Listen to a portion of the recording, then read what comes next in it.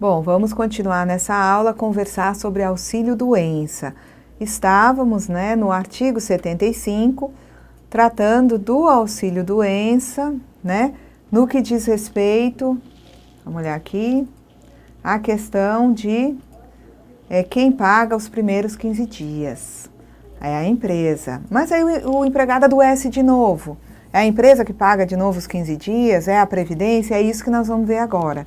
No parágrafo 3º, diz que se for concedido novo benefício decorrente da mesma doença, dentro de 60 dias, guarda esse número, 60 dias, contados da cessação do benefício anterior, a empresa fica desobrigada do pagamento relativo aos 15 primeiros dias de afastamento, prorrogando-se o benefício anterior e descontando-se os dias trabalhados. Então, vamos ver como é que funciona aqui. O moço aqui ficou doente durante 35 dias. Quem paga os 15 dias é a empresa, está aqui 15 dias a empresa, e os 20 dias seguintes é a Previdência que paga, o auxílio-doença. Passados esses 35 dias de pagamento de auxílio-doença, o segurado entendeu que estava bem, não pediu prorrogação do seu auxílio-doença, retornou à atividade. Isso aqui é fundamental. Retornou à atividade. Quando ele retorna à atividade, vocês têm que abrir uma contagem de 60 dias. Retornou à atividade, abre a contagem de 60 dias. Vamos dizer que nesses 60 dias do retorno à atividade, ele adoeceu. E é a mesma doença e ele adoeceu por 10 dias. A pergunta é, quem vai pagar para ele? É a empresa ou é o INSS? Quem vai pagar alguma coisa? Vamos lá. Nesses 10 dias, como foi a mesma doença, dentro de um período de 60 dias, vai reabrir o auxílio-doença desse segurado. Então, a empresa não vai ter que pagar esses 10 dias, tá? Reabre-se o auxílio-doença. Se ele já faltou no período em que ele tentou trabalhar, tá? Não é a empresa que paga, vai-se ter o pagamento do auxílio-doença por parte do INSS, ok? Vamos lá. Mas vamos dizer que o nosso amigo aqui, ele ficou 35 dias afastado, a empresa pagou 15, o INSS pagou 20 dias de auxílio-doença e ele voltou a trabalhar. Tá aqui, ele voltou a trabalhar. Retorno à atividade. Retornou à atividade, abre a contagem dos 60 dias. Ele adoeceu de novo. Só que dessa vez é outra doença durante 10 dias. Quem paga alguma coisa para esse moço? Como se trata de outra doença, a empresa voltou, está obrigada a pagar os 15 dias. Como ele só adoeceu 10, está dentro de 15, quem paga é a empresa, certo? Muito bem. Vamos dizer que se trate de uma situação diferente. Ele ficou os 35 dias doente, a empresa pagou 15 dias, o INSS pagou auxílio-doença durante 20 dias, ele retornou à atividade, abrimos a contagem dos 60 dias e ele não teve nem recaída, nem outra doença dentro desses 60 dias. O que acontece é dele adoecer aqui nesse novo exemplo, depois de transcorridos os 60 dias. Depois de transcorridos os 60 dias, e aí para nós tanto faz se é a mesma ou outra doença, vamos dizer que seja a mesma ou outra doença por 10 dias. Quem é que paga alguma coisa para esse moço? Aí é a empresa. Que é como se tivesse passado aquela validade dos 60 dias, onde a empresa está protegida, no sentido de não estar obrigada a pagar de novo os 15 dias se for a mesma doença. Então, passados os 60 dias, seja a mesma ou outra doença, a empresa vai ter que pagar os primeiros 15 dias. Vamos lá. Agora, aqui é um outro caso. O segurado empregado, por motivo de doença, ele se afastou do trabalho durante 15 dias. Depois desses 15 dias, ele, estou bom, retornou à atividade no 16º dia, mas só que ele volta a se afastar dentro de 60 dias desse retorno. Em decorrência da mesma doença, ele vai fazer jus ao auxílio-doença a partir da data do novo afastamento. Então, vamos ver como é que funciona. Temos um trabalhador que ele adoeceu, é um empregado sempre, porque isso é para definir se a empresa paga ou não os 15 dias de novo. Então, ele adoeceu por 15 dias. Quem paga, está doente por 15 dias, quem paga a licença remunerada para tratamento de saúde é a empresa. Muito bem. Só que no 16º dia, esse moço achou que estava bom, voltou a trabalhar, retornou à atividade. Retornou à atividade? Isso aqui me interessa, porque é daqui que eu abro a contagem dos 60 dias. Então, do 16º dia, eu começo a contar 60 dias. Vamos dizer que dentro desses 60 dias, ele ficou doente, e é a mesma doença por 10 dias. Vamos ver o que acontece. Mesma doença, dentro dos 60 dias, a empresa já tinha pago os 15 dias. Quem vai pagar agora é o INSS, o auxílio doença. Muito bem. Vamos dizer que o nosso trabalhador aí ficou doente por 15 dias, quem pagou foi a empresa. No 16º dia ele retorna à atividade, eu começo a partir do 16º dia, que é o retorno, a contar 60 dias.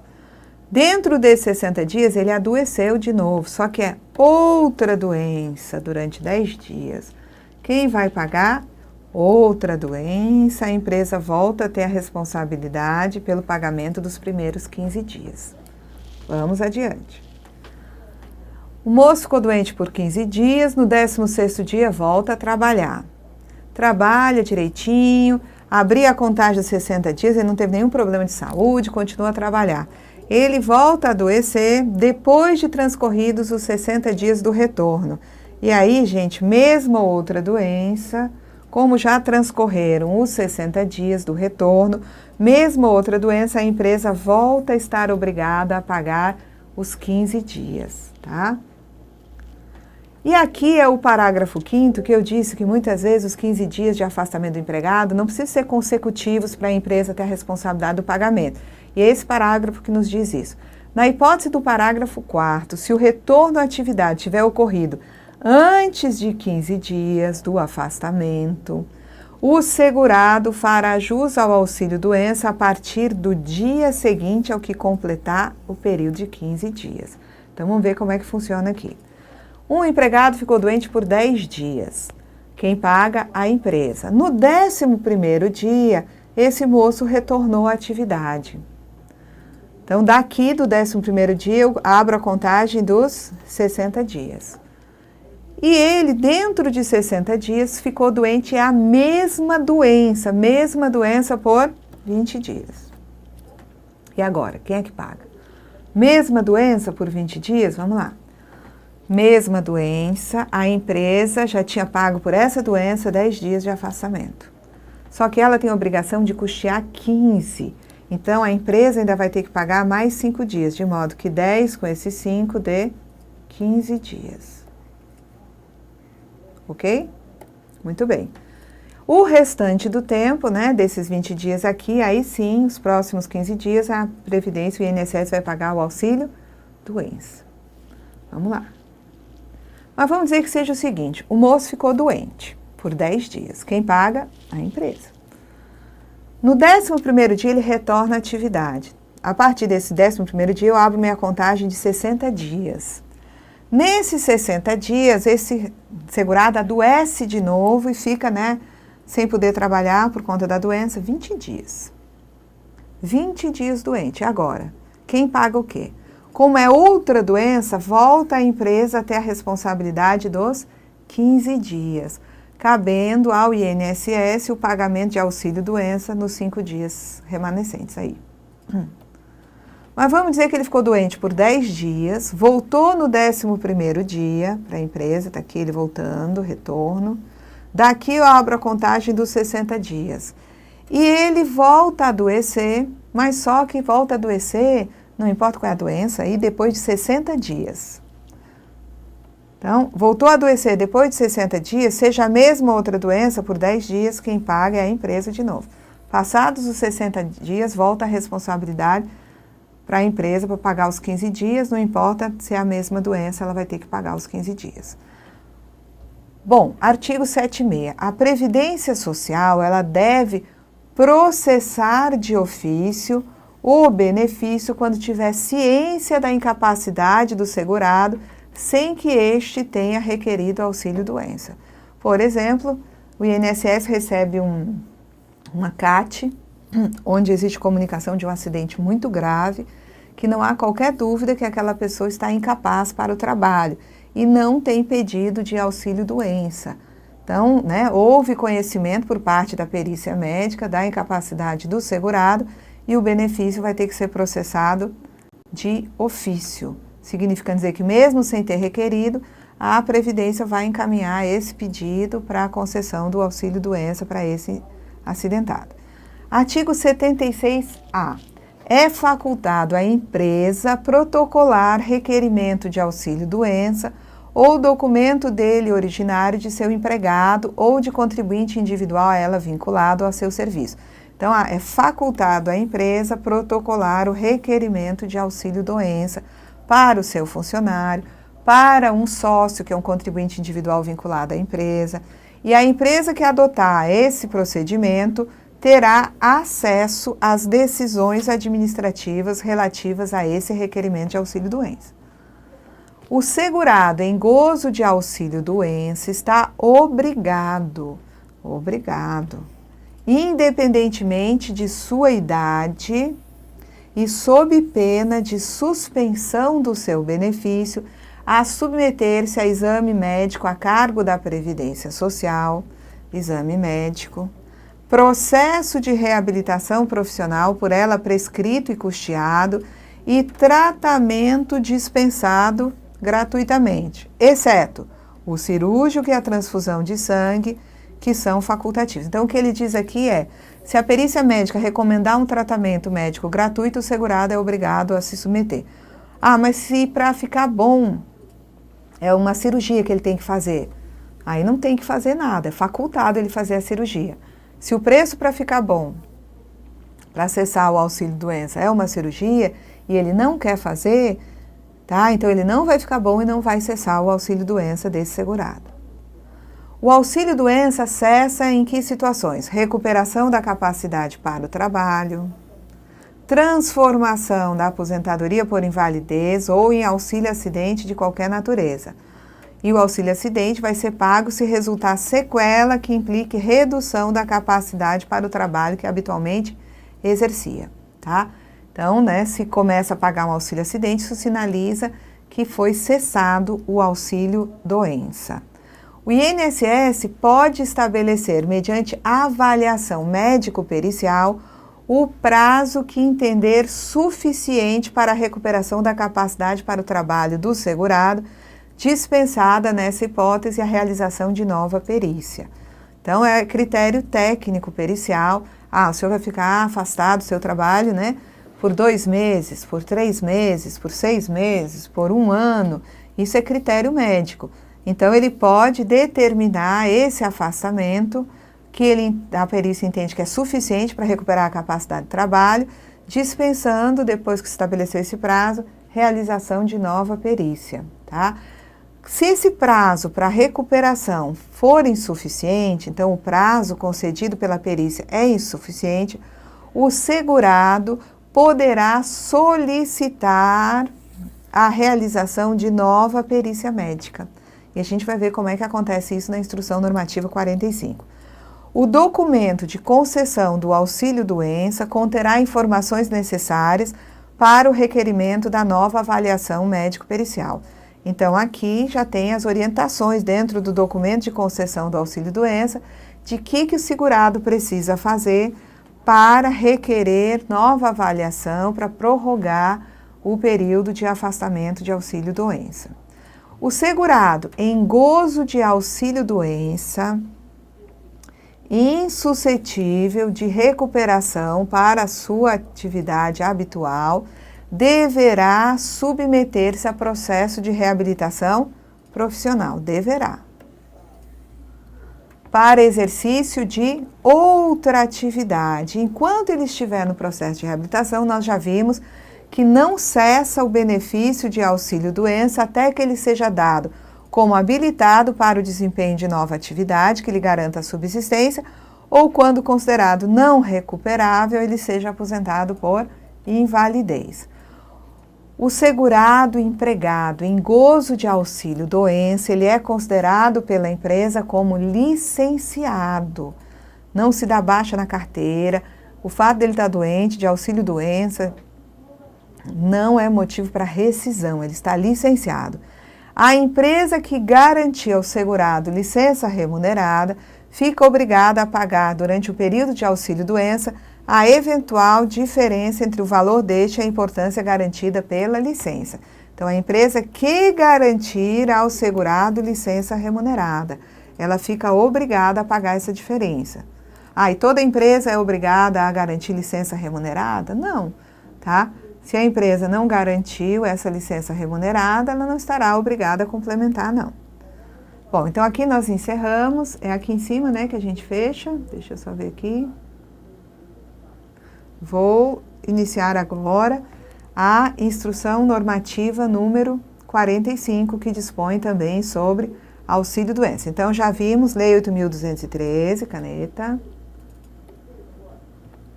Lei 8.213, a partir do artigo 59, trata do auxílio-doença. Já vimos, né, no regulamento, a partir do artigo 71, disposições sobre auxílio-doença. E agora vamos para a instrução normativa número 45, que trata do auxílio-doença a partir do artigo 274. Aí a instrução vai repetir coisas que nós já sabemos, que o auxílio-doença vai ser devido ao segurado, que após cumprida, quando for o caso, a carência exigida, ficar incapacitado para o seu trabalho, para a sua atividade habitual, por mais de 15 dias consecutivos.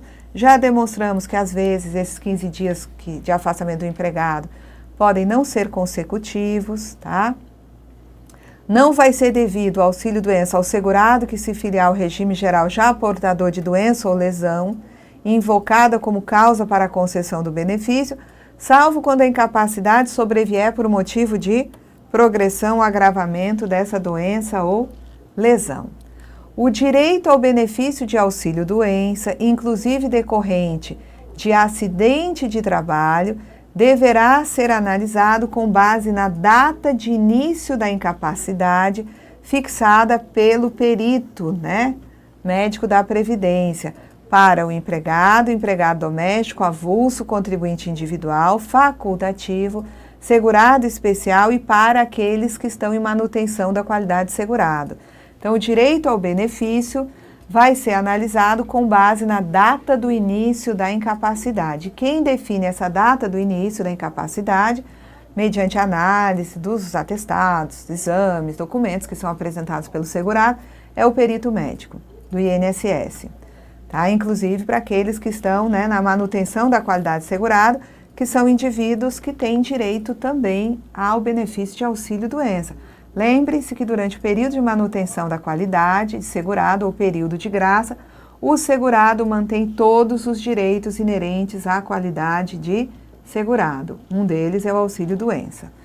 A data de início do benefício vai ser fixada no 16º dia do afastamento da atividade para o empregado, exceto doméstico, na data de início da incapacidade para os demais segurados, quando requerido até o 30º dia do afastamento da atividade ou da cessação das contribuições. E se passar mais de 30 dias do início da incapacidade para requerer, a data de início do benefício vai ser fixada na data de entrada do requerimento, quando requerido após o 30º dia do afastamento ou da cessação das contribuições, que é o caso do facultativo.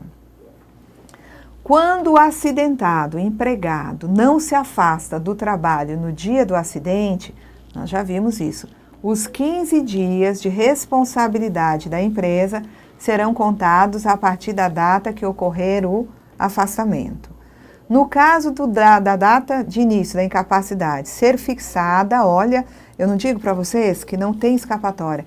A instrução normativa sempre traz novidade. Aqui é o caso do segurado que tem uma incapacidade iniciando quando ele está de férias ou licença-prêmio ou qualquer outro tipo de licença remunerada. Então, no caso da data de início da incapacidade do segurado ser fixada quando ele estiver em gozo de férias ou licença-prêmio ou outro tipo de licença remunerada, o prazo de 15 dias de responsabilidade da empresa será contado a partir do dia seguinte ao término das férias ou da licença. Só depois que ele vai poder ir para o INSS. Se o segurado empregado, por motivo de doença, se afasta do trabalho durante 15 dias, retornando à atividade no 16º dia, então ele ficou 15 dias afastado e retornou à atividade no 16º dia e volta a se afastar dentro de 60 dias do retorno em decorrência da mesma doença, fará jus ao auxílio-doença a partir da data do novo afastamento. O que ele está dizendo aqui? Retornou, né? Ele estava doente 15 dias, retornou do 16º dia, e aí eu abro a contagem dos 60 dias de retorno à atividade. Nesses 60 dias contados do retorno à atividade, ele adoeceu mesma doença por 10 dias. Quem é que paga? Auxílio-doença é o INSS, porque para essa doença a empresa já pagou 15 dias e ele teve uma recaída. Aqui é uma situação de recaída nos 60 dias do retorno. Então, cabe ao INSS pagar o auxílio-doença, tá? Quando é outra doença, nesses 60 dias, a empresa pagou já os 15, mas agora é caso de outra doença, nos 60 dias, a empresa, como é outra doença, vai ter que pagar novamente os 15 dias. E se for uma ocorrência, né? Depois de transcorridos os 60 dias, né, do retorno à atividade, a empresa volta a estar obrigada a pagar os primeiros 15 dias. Na hipótese do parágrafo 3º, se o retorno da atividade tiver ocorrido antes de 15 dias do afastamento, o segurado fará jus ao auxílio-doença a partir do dia seguinte ao que completar os 15 dias de afastamento. Somados, tá vendo? Os períodos de afastamento intercalados. Então, é aquele caso onde o indivíduo, lembra daquele exemplo do início da aula?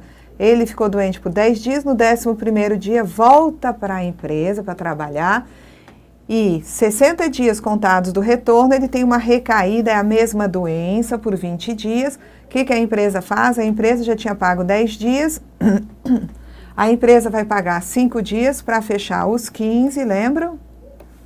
E aí, somente após a empresa completar os 15 dias, ainda que intercalados, é que o segurado vai para o INSS, tá bom? Aqui, ele ficou 10 dias afastado, a empresa pagou, no 11º dia voltou à atividade, abre a contagem de 60 dias do retorno, ele adoeceu, mas foi outra doença, aí a empresa paga os 15 dias todos, e só o restante é que vai ser pago sob a forma de auxílio-doença pelo INSS.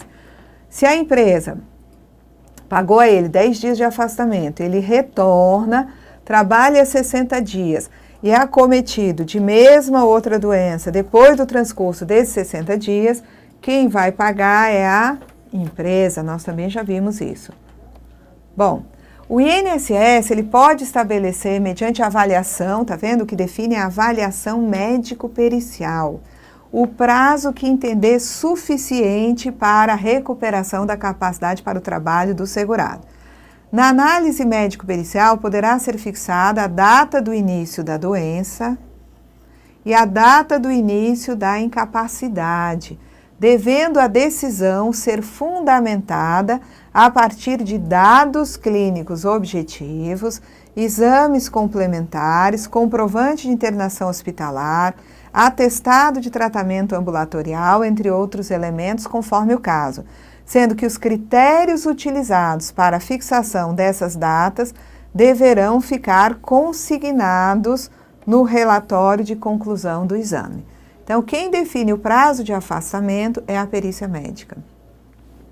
Quem fixa a data do início da doença e a data de início da incapacidade também é a perícia médica.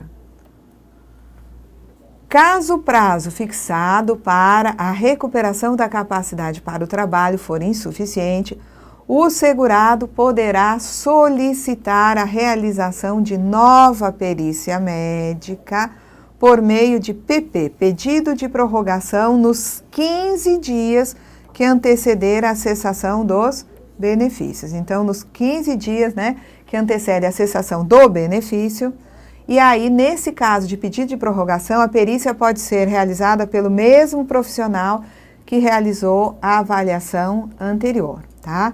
Então, pedido de prorrogação, a nova perícia pode ser feita pelo mesmo médico perito.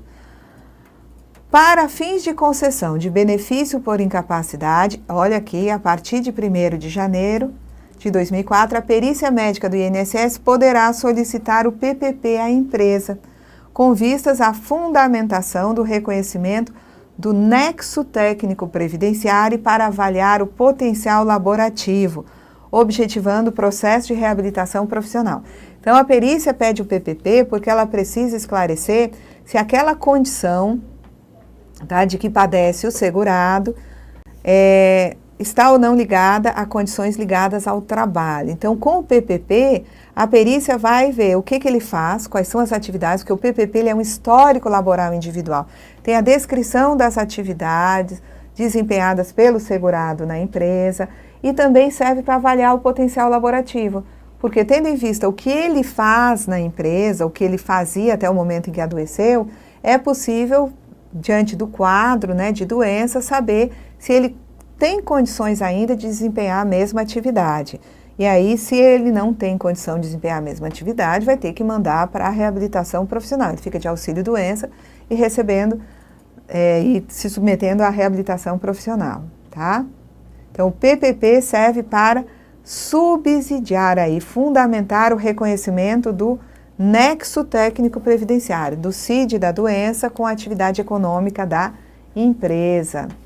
No caso de indeferimento de pedido de prorrogação, previsto no parágrafo 2º, pode o segurado que pediu prorrogação do seu benefício, né, no prazo de 15 dias antes dele terminar, ele pode, já que foi indeferido o PP, ele pode interpor recurso à Junta de Recursos do Conselho de Recursos da Previdência Social e o prazo para interposição de recursos é de até 30 dias contados da comunicação da conclusão contrária. Então, do momento em que o segurado tem conhecimento de que o pedido de prorrogação foi indeferido, ele pode ingressar com recurso administrativo no âmbito do Conselho de Recursos da Previdência e esse recurso vai ser interposto para a Junta de Recursos, que é a primeira instância recursal dentro do Conselho de Recursos. Então, sem prejuízo do disposto no parágrafo único do artigo 274, da conclusão médico-pericial contrária à existência de incapacidade, então se houver uma conclusão médico-pericial contrária à existência de incapacidade laborativa, tá? Cabe pedido de reconsideração. Então já vimos o PP, que é o pedido de prorrogação, e aqui é o pedido de reconsideração da conclusão médica pericial, porque essa conclusão médico-pericial foi contrária à existência de incapacidade laborativa.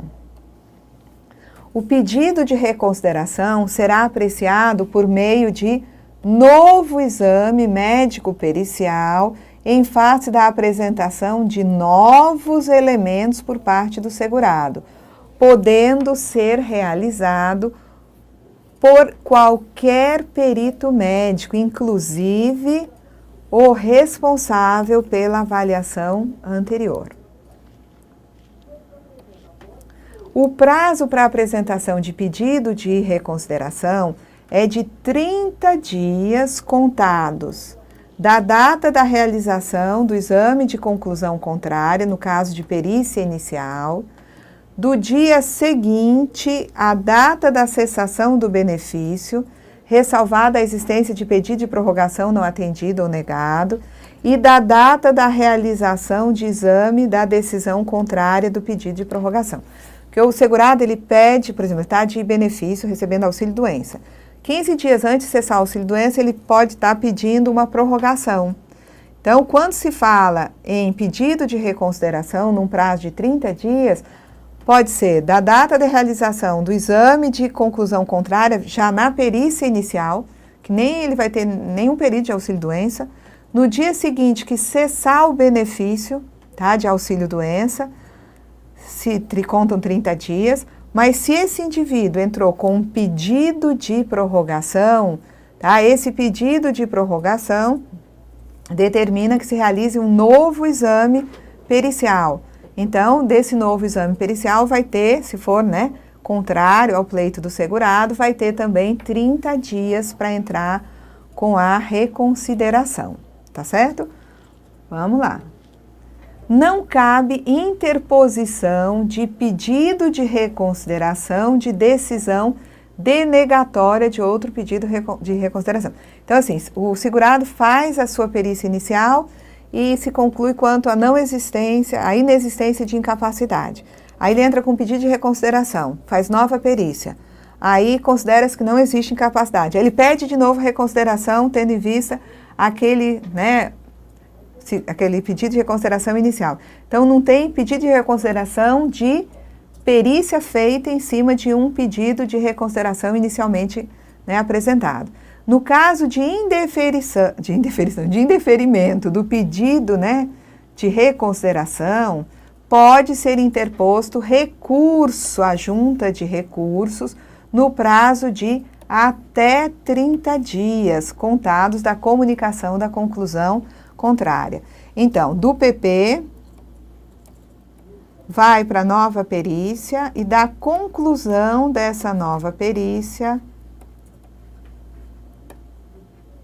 pode ter um PR. É isso?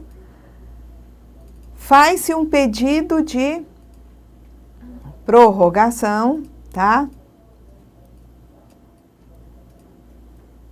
Vamos pegar agora o PR.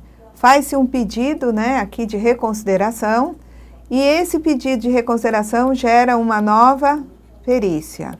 E essa nova perícia gera uma conclusão contrária. Não, nós estamos fazendo essa nova perícia e continuamos com a mesma posição. O senhor não tem capacidade para o trabalho. Então, dessa nova perícia, se ela for, né, tiver uma conclusão contrária ao pleito, né, do segurado, não cabe novo PR, não cabe. O que cabe aqui dessa conclusão contrária é recurso à junta de recursos da Previdência Social, tá? E o prazo do recurso é de 30 dias. Bom, nós vamos parar aqui e na próxima aula iniciamos nossos comentários a partir do artigo 278-A. Até lá.